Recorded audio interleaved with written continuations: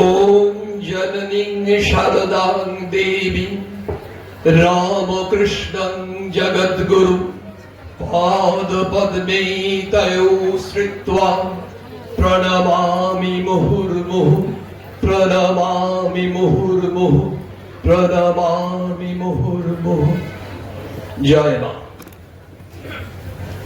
भगवान श्री रामकृष्ण देव जगज्जननी श्री शारदा देवी যুবনায়ক স্বামী বিবেকানন্দের চরণে সাষ্টাঙ্গ প্রণাম নিবেদন করি।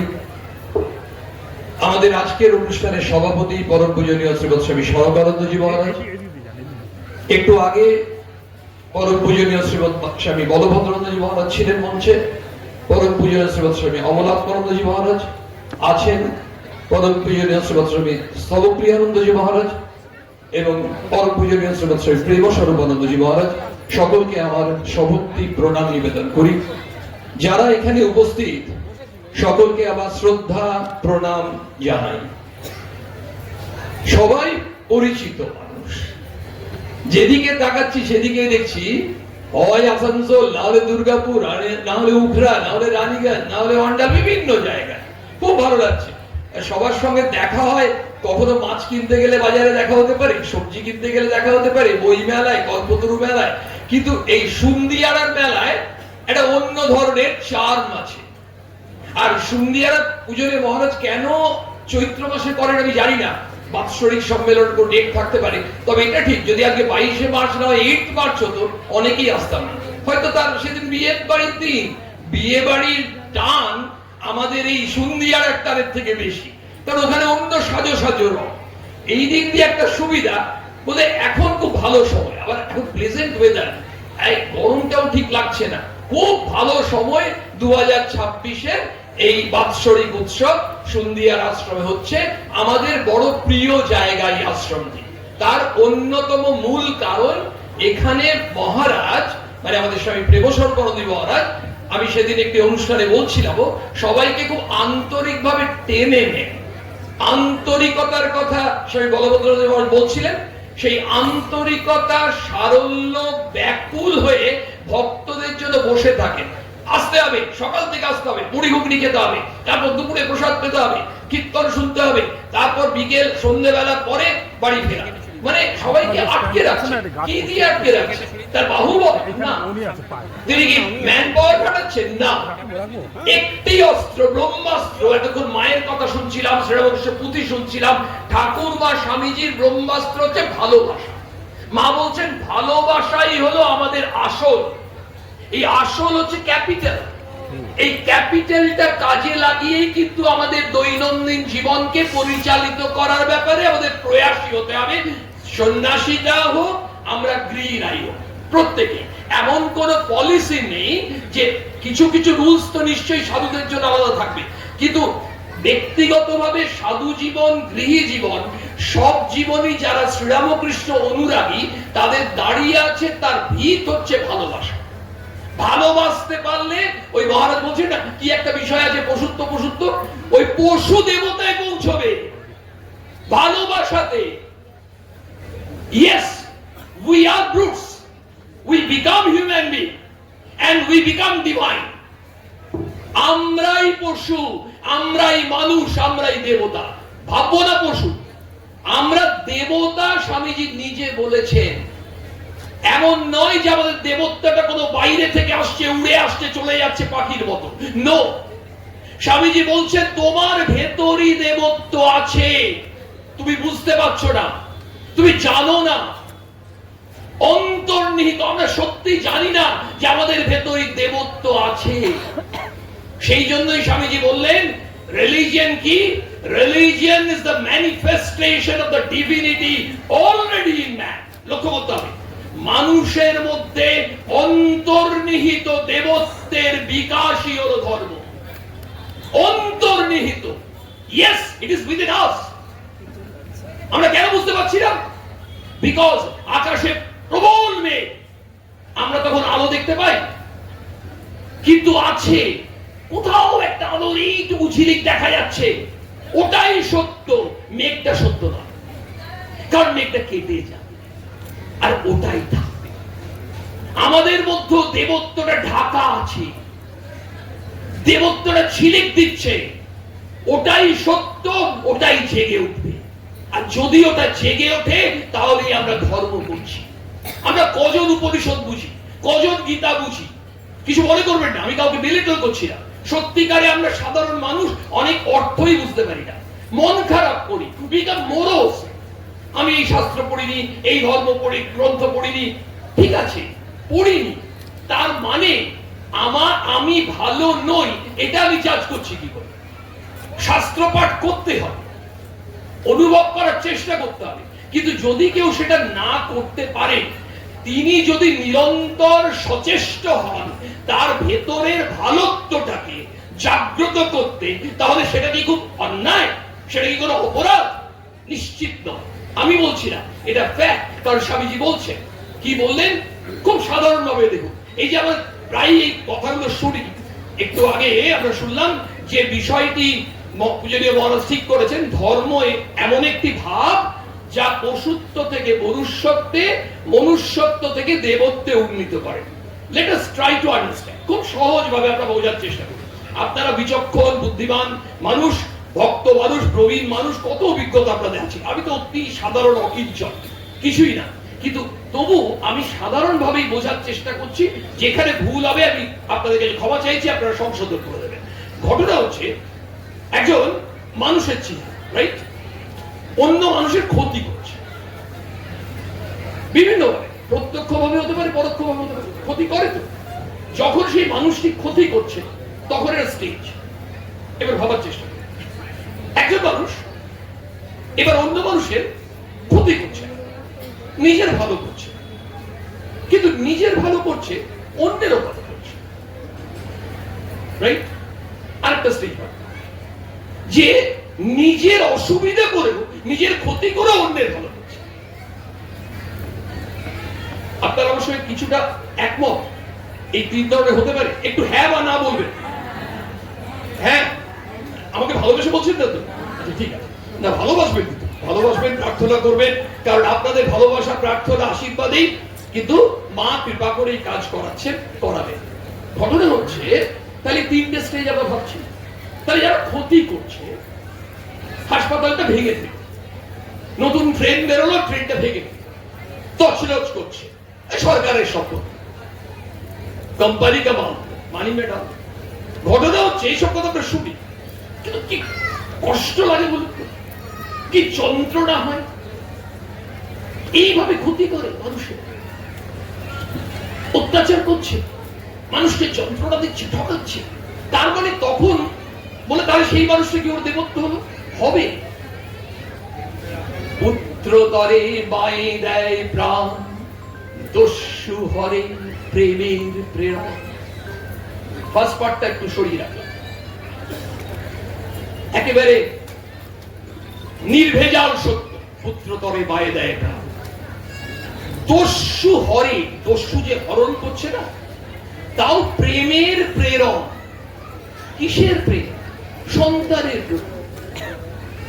ওই 2 বছর 2.5 বছরের শিশুটা রাত 2টোর সময় যখন ঘুমোচ্ছে, ডাকাতি করে এলো, খুন করে এলো, বাড়িতে ঢুকেছে, ঢুকে কোনো রকমে ওই বাচ্চাটাকে চুমু খাচ্ছে, তখন কিন্তু ওই বাচ্চাটার প্রতি, শিশুটার প্রতি ওই দস্যু সম্পূর্ণ ভালোবাসা।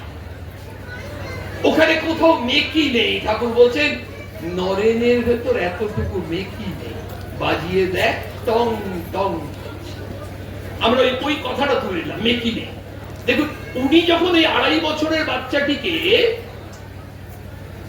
ভালোবাসছেন, চুমু খাচ্ছেন, তখন আমাদের কি মনে হয় উনি ওই বাচ্চাটার সঙ্গে প্রতারণা করছে, নাটক করছে? করতে পারেন না। অনেকের আমাদের মনে হতে পারে উনি কেন বলছে, কোথায় খুন করে এলো, কোথায় ডাকাতি করে এলো, তাকে উনি বলেন, ও বলতে হবে। আমরা ভুল করছি। স্বামীজি বলেন প্রত্যেকের ভেতর দেবত্ব আছে, উনিও তো দেবতা। যদি আমরা নিজেকে মনে করি আমরা দেবতা, তাহলে উনিও দেবতা। আর যদি আমি ভালো হই, আমি অন্যের ভেতর খারাপটা দেখবো কি করে? আমরা অন্যের খারাপটা দেখি কি করে, যেহেতু আমি নিজে ভালো নই। এটা আমার কথা নয়, Vivekananda. If you are pure, তুমি যদি খাঁটি হও, how can you see, how do you see impurities in others? তুমি কি করে অন্যের মধ্যে খারাপটা দেখছো? হতে পারে না। তার মানে আমার মধ্যে গলদ আছে, সেই গলদের জন্যই আমি অন্যকে খারাপ দেখছি। আজকে ভাবুন, বহু বছর আগে আপনারা পড়াশোনা করেছেন, আমরা পড়াশোনা করেছি, ছোটবেলায় বলছি, আমাদের মা বাবারা, বিশেষত মায়েরা বলতেন রোজ 5 পাতা করে হাতের লেখা লিখতো, হাতের লেখা ভালো হবে। ঠিক বলছি? এখনকার ছেলে মেয়েদেরকে মা বাবারা বলেন হ্যান্ডরাইটিং প্র্যাকটিস কর, জানি না বলেন কিনা, একটা কথা বোধহয় বলেন, এই কেউ কিছু দিলে থ্যাংক ইউ বলবি। আপনারা এগ্রি? বলে কেন খারাপ শেখাচ্ছেন? না, খারাপ শেখাচ্ছেন তো, খারাপ কেন শেখাতে? তার সঙ্গে আরেকটাও তো শেখাতে পারেন, অনেকেই শেখান। কিছুই না। যখন বেলুড় মঠের হয়তো গেছি আমরা, ওই দেখবেন যখন যাচ্ছি পেভমেন্টটায়, আমি বেলুড় মঠ বলে ফেললাম, বিভিন্ন জায়গাতেই যখন ফুটপাতে অনেকে বসে থাকে, কিছুই না, ওই ভ্যানিটি ব্যাগের মধ্যে হয়তো বা সাইড ব্যাগের মধ্যেই হয়তো কেক আছে বা কিছু আছে, ওখান থেকে কিনে ওই যাদেরকে দেখা হলো যারা বসে আছে, মাও যাচ্ছে, ছেলেও যাচ্ছে, বাবাও যাচ্ছে, মা বাবা কেউ দিলেন না, ছেলেটাকে বললেন এই তুই ওখানে যারা আছে সবাইকে একটা করে কেক দিত। থ্যাংক ইউটাও শেখালেন, এটাও শেখালেন। ছেলেটা আজকে কেক দিচ্ছে, কালকে বললে চ চ চ একটা অনাথ আশ্রমে তোকে নিয়ে যাবো শীতকালে দিন, ওখানে গিয়ে ওদের সাথে পিকনিক হলো, ওদের জন্য খাতা নিয়ে যাওয়া হলো, পেন্সিল নিয়ে যাওয়া হলো, তাদের দেওয়া হলো। ওই বাচ্চাটার মধ্যে কি শেখানো হচ্ছে? দাও দাও। এই বাচ্চাটা শিখছে ছোট থেকে, সে বড় হয়ে না দিয়ে পারবে না, তার কি হয়ে যাবে? অভ্যাস। শ্রীরামকৃষ্ণ বলছেন অভ্যাস অভ্যাস অভ্যাস। ঈশ্বরের নাম করা অভ্যাস করো, শেষের দিনও তাকে মনে করো। সেদিন একজন আশ্রমে, কোন আশ্রমে একজন মহারাজ বলছিলেন, শুনছিলাম, বলছেন যে দেখুন আজকাল ভক্তদের একটা এজ গ্রুপ হয়ে গেছে, মানে 60-65 বলে তারপর বলছে একটু ভক্তি টক্তি করা, তার আগে তো ভক্তির দরকার নেই। মানে 20-25 বছরে যদি ভক্তি করতে যা হবে না, তারা ব্যস্ত। মানে ব্যাপারটা হচ্ছে সিনিয়র সিটিজেন হলে যেমন রিজার্ভেশন পেতে সুবিধা হয়, বলছে ভক্তির পথেও নাকি সিনিয়র সিটিজেন হতে হবে। তো এখানে কিন্তু অনেক সিনিয়র সিটিজেন এসছে, কিন্তু অনেকে এসছেন যারা সিনিয়র সিটিজেন নয়। তারা কেন এসছে? কেউ নিয়ে এসছে, তাদেরকে নিয়ে এসছেন স্বামীজি, তাদেরকে ঠাকুর মাই নিয়ে এসছে। এই যে এতক্ষণ পুঁথি পাঠ হচ্ছিল, আপনারা আপ্লুত হয়ে শুনছিলেন, পূজনীয় বলভদ্রনাথ মহারাজ বলছিলেন মায়ের কথা, আমরা মন্ত্রমুগ্ধের মতো শুনছিলাম। স্বামী অবলোকনানন্দ মহারাজের কথা যারা শুনতে পেয়েছেন, শুনেছেন, বিভিন্ন বক্তৃতার ভাগে আমাদের যিনি সভাপতি মহারাজ, তিনি খুব সুন্দর করে ব্যাপারটাকে সাম আপ করেন, খুব সুন্দর প্রত্যেকের সম্বন্ধে। এবং এটা কিন্তু আজকে নয়, চিরকাল, আজকেও নিশ্চয়ই আমরা সেখান থেকে বঞ্চিত হব না। এই যে কথাগুলো শুনি আমরা, এই যে সাধু সঙ্গ করি, যদিও সাধু সঙ্গ করার সবসময় সুযোগ হয় না, হয় না, হয় না। সাধু সঙ্গ করার সবসময় আমাদের সুযোগ হয়, হয়। সেই অর্থে সাধুদের সঙ্গ করতে পারছি না, রামকৃষ্ণের কথা বলতে পারছি না, মায়ের কথা পড়ছি না, সাধু সঙ্গ করছি। সাধুরাই আমাদের বলেন, সাধুরাই আমাদের বলেন, সবসময় কি সাধু সঙ্গ করতে পারবেন? আপনার কথামৃত পাঠ করুন, তাতেই তো আপনার সাধু সঙ্গ হচ্ছে। মায়ের কথা পড়ুন, তাতেই তো আপনার সাধু সঙ্গ হচ্ছে। সুতরাং আমাদের কনসেপ্টটা একটা হচ্ছে লেটার অফ দ্য ল, একটা স্পিরিট অফ দ্য ল। আমরা জানি একটা লিটারাল সেন্স আর স্পিরিটাল সেন্স। তো ঘটনা হচ্ছে যে আমরা কি করব, তাহলে তিনটে স্টেজ। প্রথমে একটা ছিল যে আমরা অন্যের ক্ষতি করছি, তখন আমরা বুঝতে পারছি আমরা খুব খারাপ, খুব খারাপ, নিজেই নিজেকে বলে হচ্ছে এতটা খারাপ, অন্যের ক্ষতি করছি বা ক্ষতির ভাবছি। আচ্ছা, কোনটা ডেঞ্জারাস, ক্ষতি করাটা না ক্ষতির কথা ভাবাটা? ভাবাটা কেন?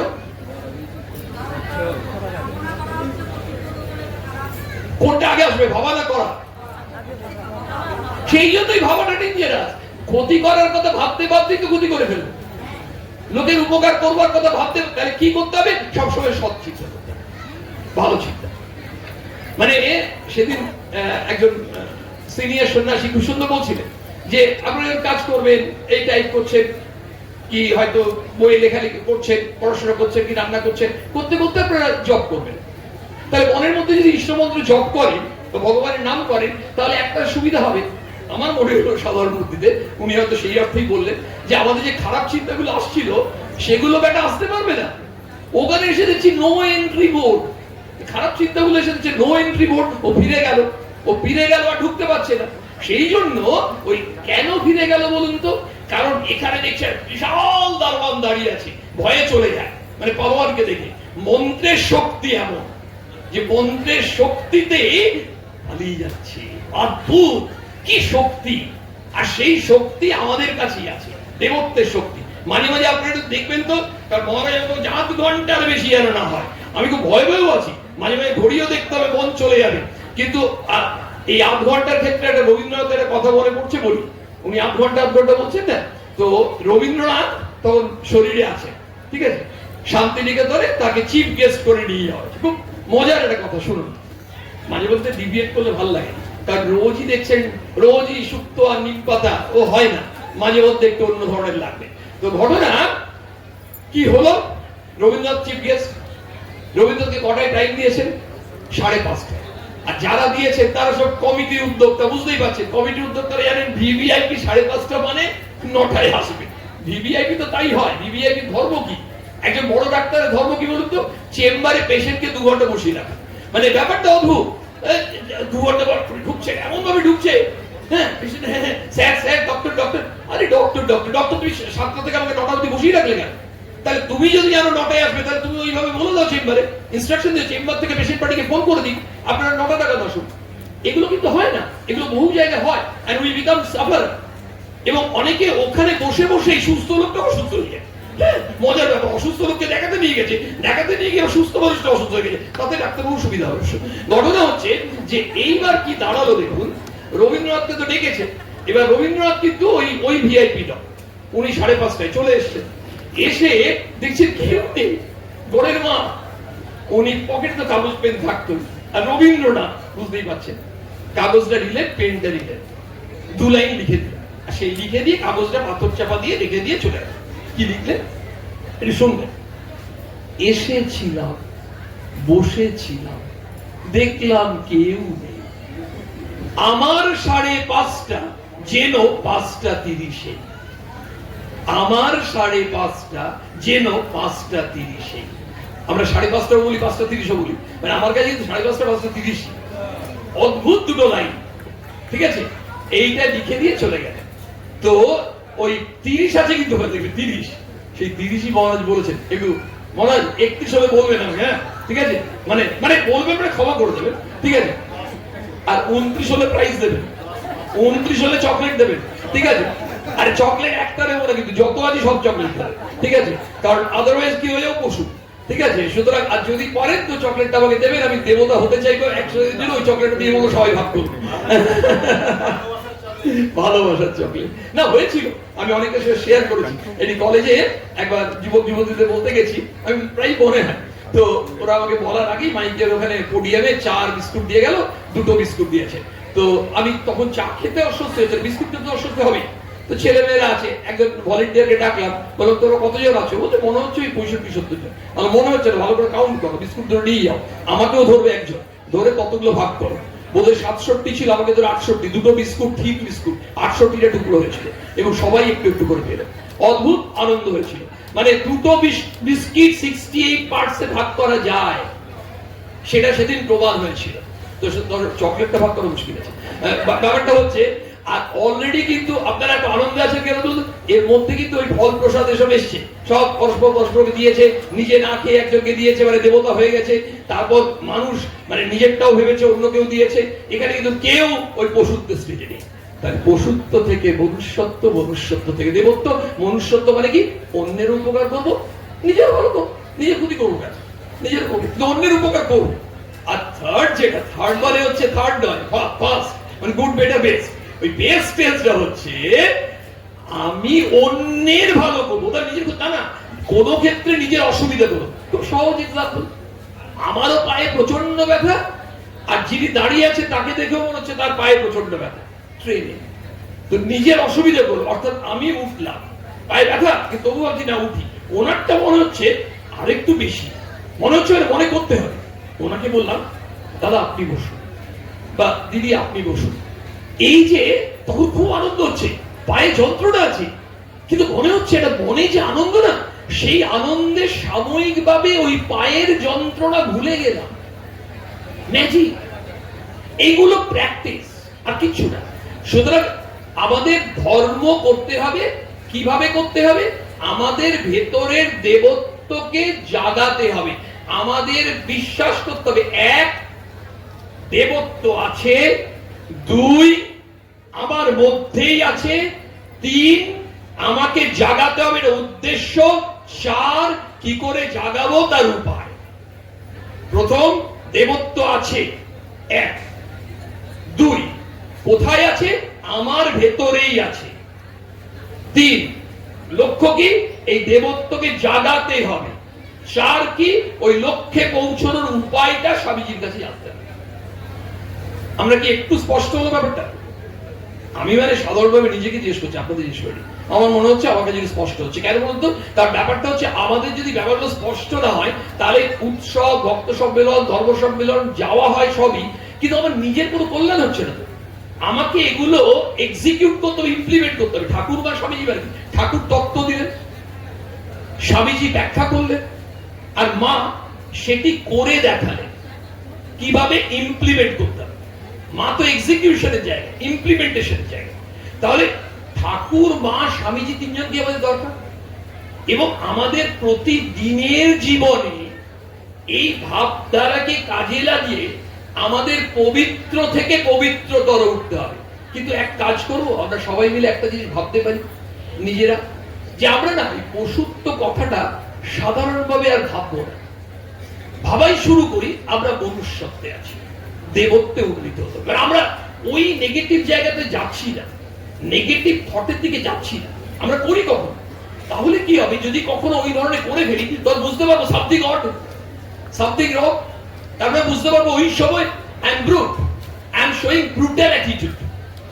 বেসিক্যালি এটা আপনারা জানেন, ওই স্বামীজি বিখ্যাত ঘটনা, আপনারা সেটা জানেন, তবু বলছি। স্বামীজি বলেছিলেন না ওই দম্পতিকে, যারা এসে স্বামীজিকে বেলুড় মঠে দেখা করে বলেছিলেন যে আমরা কেদারনাথ গেছি, কলকাতায় কেদারনাথ ঘুরে এলাম, তখন স্বামীজি বলেছিলেন না, religion is a journey, but it's not a journey from Kolkata to Kedarnath, it's a journey from a brute man to Buddha man. শুধু তীর্থ গেলেই কিন্তু আমাদের ধর্ম হবে না, আমাদের ওই স্তর থেকে ওই স্তরে উনি এলেই ভয় লাগছে, ঠিক আছে? মানে পেছন পেছন ঘোরে তো ভাবে এই বোধহয় একটা লাথি পারবে, কিন্তু ঘটনা বিষয়টা হচ্ছে, কিন্তু তিনি মুখ করছেন অন্য কারণে। তিনি অদ্ভুত দেবতা, মানে সারাক্ষণ দেখছেন কারো কোনো অসুবিধা হচ্ছে না তো, মানে অসাধারণ মানুষ। মানে প্রত্যেকে আমরা যেখানে যাদের সঙ্গে আছি না, এই স্বামী সনাতন মহাশয়, প্রেরণা মহারাজ, সেই বলভদ্র মহাশয়, অমরত্ব, যাদের যত সাধু সন্ন্যাসী সঙ্গ করছি আমরা সবাই, মানে এনাদেরকে প্রতি মুহূর্তে শেখার আছে। এনাদের চরণ তলে বসে আমরা শিখবো। শিখবো কেন? কারণ ঠাকুরের কথা যাবৎ বাঁচি তাবৎ শিখি। শিখতে পারি না কেন আমরা? শিখতে পারি না কেন? না শিখতে চাই না কেন আমরা? কারণ আমাদের মধ্যে ইগো আছে। আরে আমি শিখবো, তুমি আমার কোয়ালিফিকেশন জানো, কোথায় আমি ছিলাম জানো? আরে ভাই, কিছুই নই, আমরা হচ্ছি প্রভুর দাসারু দাস। এই ভাব নিয়ে যদি আমরা নিজের জীবন তৈরি করতে পারি, কোথায় পোস্ট, মানে এখানে কিন্তু পোস্টটা কোনো ফ্যাক্টরই না, নেম, ফেম, টাকা পয়সা কিচ্ছু ফ্যাক্টর না, because this are all transient. Swamiji বলছেন না, this life is short, vanities of the world are transient, they alone live who live for others, rest are more dead than alive. এই জীবনটা তো খরচ নেই। আরে বলুন তো, যা কিছু আমাদের আছে কিছু থাকবে না, দিন এর স্বল্প জীবন, সব চলে যাবে। কিন্তু তারাই বেঁচে আছে যারা অন্যের জন্য বেঁচে আছে। তবে কোন স্টেজটা? পশুত্ব না মনুষ্যত্ব না দেবত্ব? কোন স্টেজটা? কোন স্টেজটা? দেবত্ব, দেবত্ব, দেবত্ব। আমরা সবাই দেবতা। যারা বিশ্বাস করছি তারা হাত তুলি, আমি হাত তুলেছি। আজকে ধর্মসভা সার্থক, আমরা সবাই দেবতা, আমরা সবাই দেবতা, আমরা সবাই দেবতা হব, দেবত্বে পৌঁছবো। ঠাকুর মা স্বামীজির প্রার্থনা আপনাদের সকলকে প্রণাম।